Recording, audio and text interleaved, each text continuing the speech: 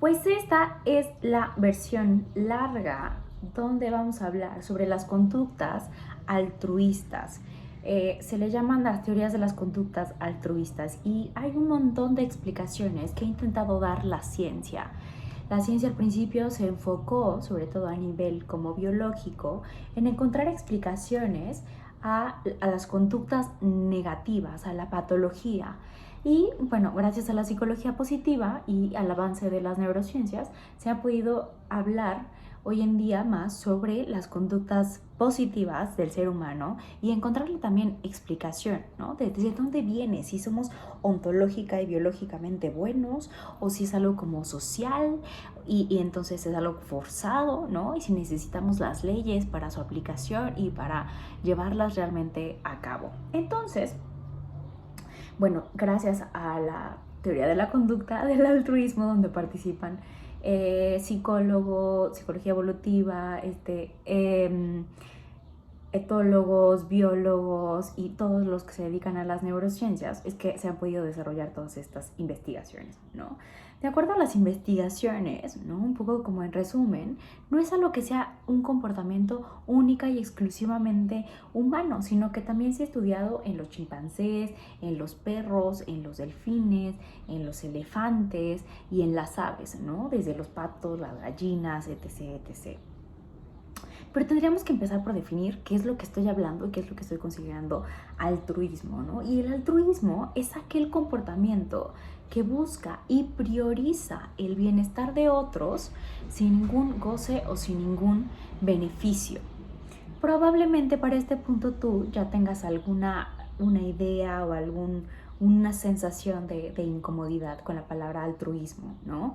Desde algunas teorías no biológicas, sino psicodinámicas y filosóficas, hemos pensado que en realidad el altruismo es realmente bastante egoísta, ¿no? Egoísta desde lo biológico y egoísta también a un nivel psicológico, psicodinámico, psicosocial. Ahora te voy a explicar un poco por qué. Pero bueno, desde un punto de vista muy básico, ¿no? Tenemos que agarrar que en realidad sí tenemos un goce, un disfrute o un beneficio, ¿no?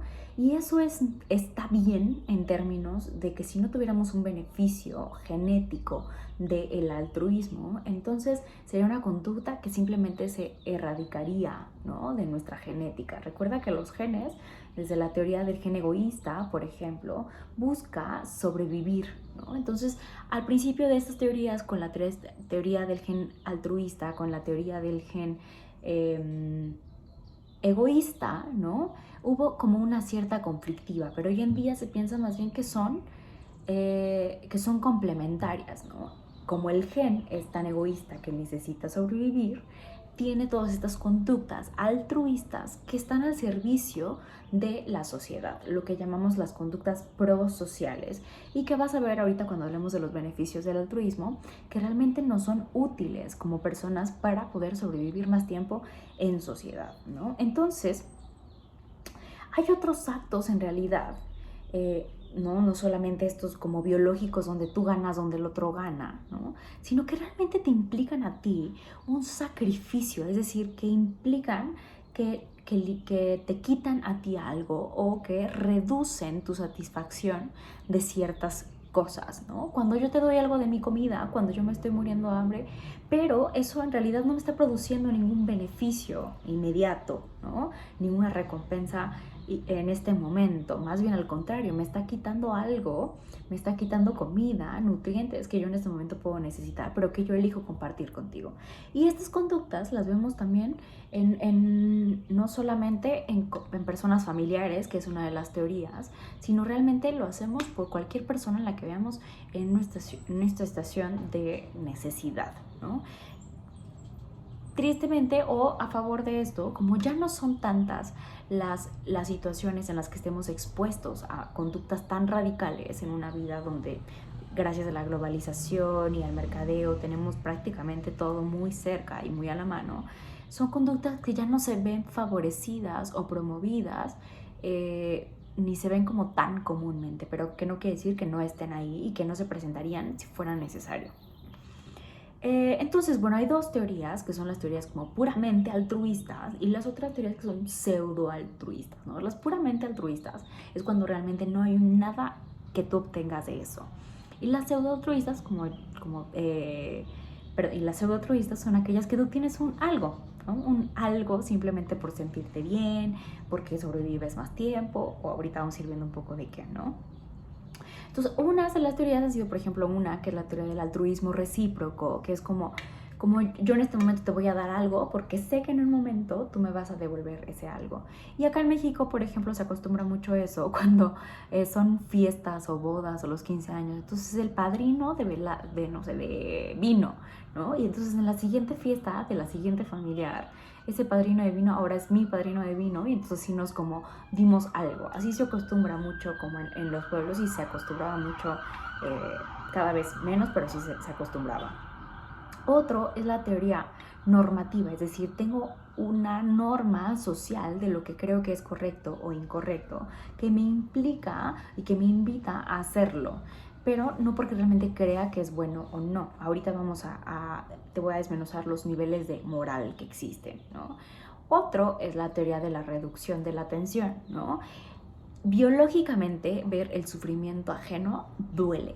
Por eso cuando vemos en la calle a alguien que está vendiendo cosas en el semáforo sin un brazo, o vemos una película de algo doloroso, o vemos animales, no sé, ahora como yo vegana, que de repente los documentales son imágenes como muy, muy crueles o muy viles, ¿no? Duele, ¿no? Biológicamente tenemos los receptores, es decir, las neuronas espejo, que hacen que nos duela también ver el dolor ajeno. Entonces, para no verlo, yo contribuyo a disminuir ese dolor tuyo. Esa es otra de las teorías.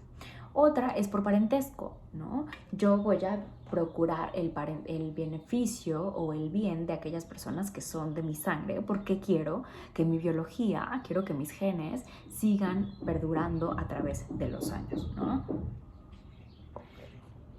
Otro, perdón, es el modelo de coste-beneficio, que eso es decir, una parte de nuestro cerebro, ahí tenemos, de acuerdo a los teóricos, dos procesamientos: el procesamiento lento, el cerebro lento, y el procesamiento más despacio, ¿no? El procesamiento despacio, es decir, es el acto en sí de pensar, de no reaccionar en lo automático.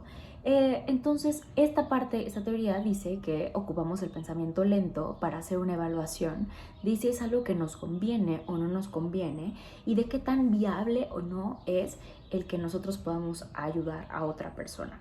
Ese es como el modelo de coste-beneficio, ¿no? En realidad a veces ayudamos también porque es lo más rápido. En este procesamiento rápido lo hacemos sin ni siquiera pensarlo.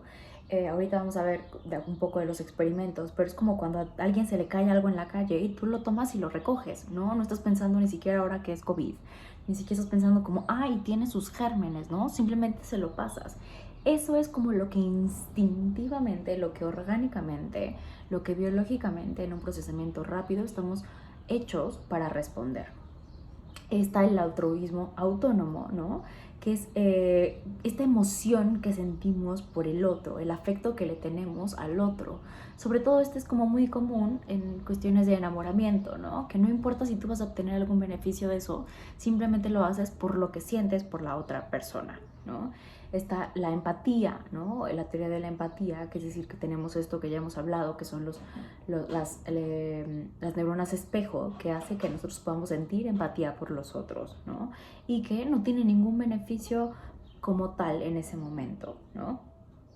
Está otro que es recuerdo con la identificación, ¿no? No solo siento empatía por ti, sino realmente siento que me está pasando a mí y por eso te ayudo, ¿no? Entonces aquí vemos que es como una mezcla entre las teorías como completamente altruistas o alguna que es como más pseudo altruista, ¿no? En el video de por qué hacer amigos o cómo nuestro cerebro goza y disfruta de hacer amigos, te explico sobre la importancia de la oxitocina. Y es que la oxitocina y el lóbulo frontal controlan nuestros tactos. Esta parte que tenemos acá es la más avanzada y la más evolucionada que tenemos. Que no funciona, ya te lo he dicho bien, cuando consumes desde muy adolescente drogas o que no funciona y no se desarrolla de manera plena cuando no tienes los nutrientes, es decir, cuando vives en situaciones de pobreza emocional o física. Y bueno, el óvulo de acá es el que nos ayuda a controlar nuestros actos y a planificar los actos, ¿no? Sin embargo, antes de siquiera que se dé esta planeación en nuestras relaciones, son ya instintivas hacia la bondad. Repito, se han hecho experimentos en animales y en bebés antes de que tengan siquiera una socialización, es decir, antes de que entren a un proceso de lenguaje, antes de que realmente empiecen a tener pensamientos en forma de lenguaje, que instintivamente tienen la tendencia de ayudar y de ser solidarios con los otros, ¿no? La bondad, literalmente, también te explico, que nos hace sentir bien por la oxitocina.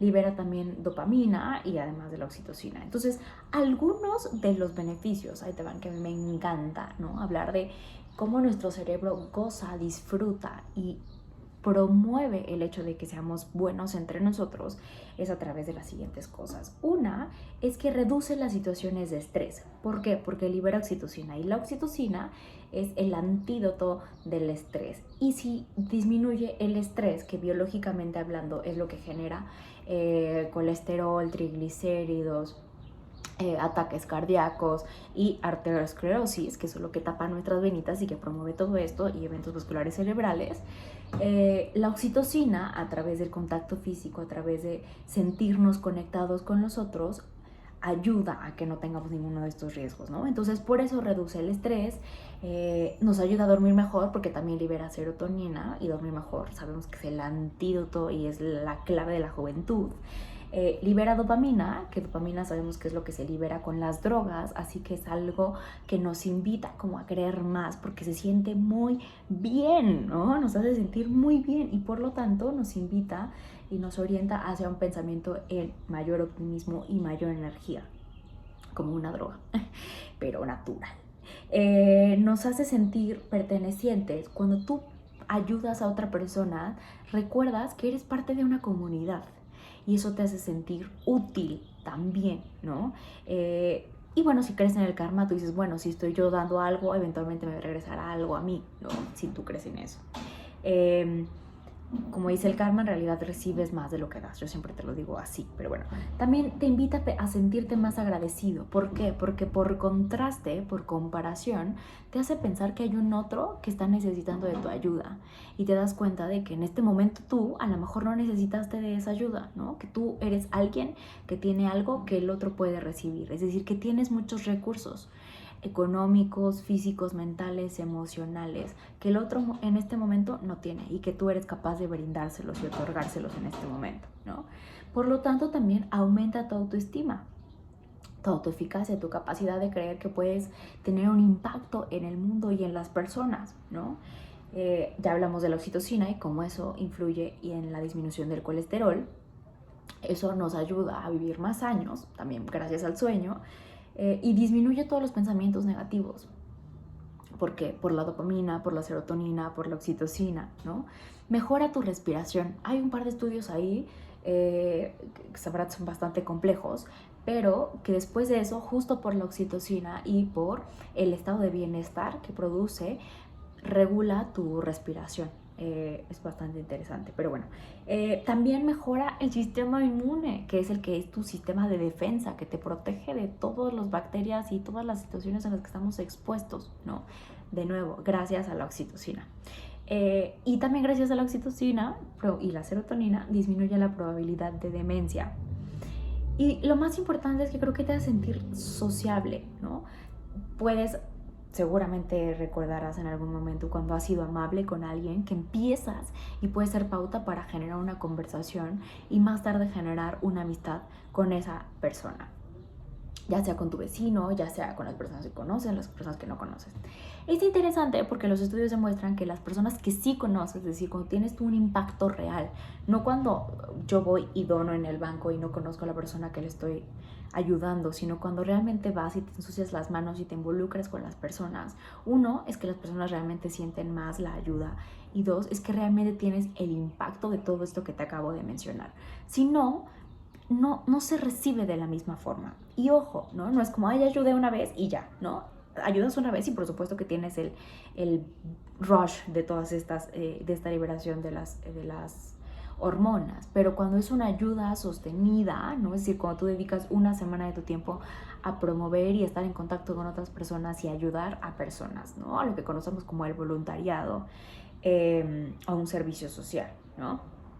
Ahora, ¿qué pasa, Marlene, con las personas que no sienten eso? Es decir, los asesinos, los perversos, los psicópatas, los narcisistas y todas aquellas personas que disfrutan cuando el otro sufre, ¿no? Y estas personas, lo que pasa y lo que se ha visto, ya sea porque tuvieron desde pequeños una lesión o porque crecieron bajo algún ambiente facilitador contextual, ¿no? Hay una teoría que habla, se llama la teoría de la ventana rota, que es cuando tú ves que algo está roto, descompuesto, mal puesto, a ti te da como socialmente la sensación de que puedes romper más cosas. Entonces es como si ves que alguien se porta mal, tú también te sientes como con el permiso, la autoridad y la posibilidad de portarte y comportarte mal, ¿no?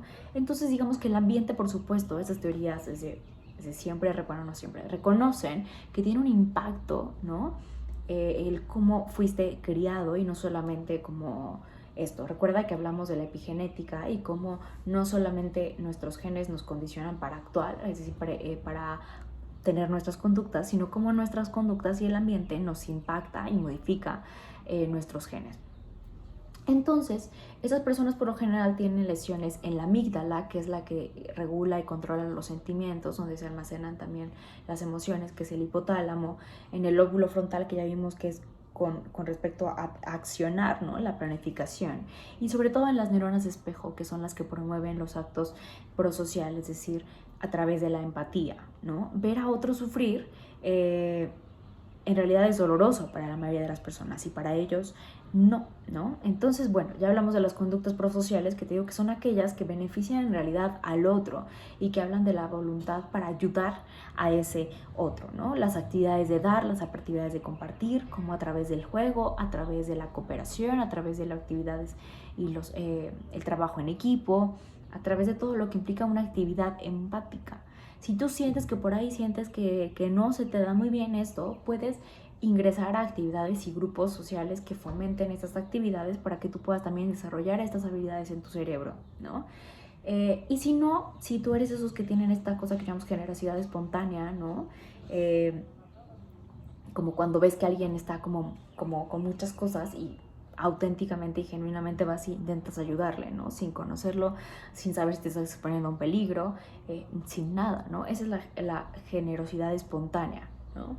Y bueno, finalmente solamente recordarte que de acuerdo a Kohlberg, que es un teórico, habla de los procesos de las fases morales, ¿no? Y habla desde que al principio, ¿no? Tenemos un desarrollo donde haces las cosas que son buenas por imitación, porque alguien te está diciendo que son buenas, ¿no? Entonces tú las haces como cuando eres chiquito. ¿Alguien más hizo eso? Ah, bueno, yo lo hago porque estoy imitando a esta persona. Después las haces porque te están diciendo que es lo que se tiene que hacer. Pero tú solo las haces de nuevo, o sea, como porque ya tienes el concepto, por obediencia hacia ese otro, ¿no? Finalmente, ¿no? Las haces como por una convención social, ¿no? Porque hay normas, porque hay autoridades, porque vas a tener sino un castigo legal, por ejemplo, ¿no? O eventualmente llegas a este proceso que es lo postconvencional, donde realmente lo haces no porque es lo ético, ¿no? No porque es o sea, el consenso de lo que tiene que hacerse, sino porque realmente crees que eso es lo moral, ¿no? Y ahí entrarían algunas conductas como, o algunas filosofías de vida, ¿no?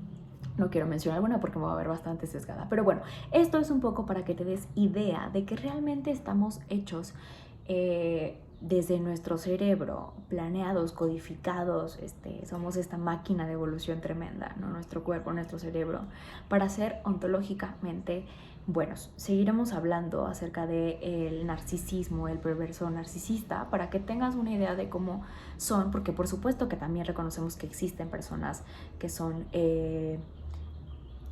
malas, ¿no? O que actúan con una intención de maldad, pero vamos a entender por qué y desde dónde, ¿no? Ok, recuerda que la página principal es Instagram, @marlendm, @marlen.dm y @hazlos en el mundo, y en Facebook como psicóloga Marlene del Moral y Marlene del Moral. Ahí recibo todas tus dudas, comentarios, quejas y sugerencias con respecto a temas que te gustaría que abordáramos en este espacio. ¡Feliz día!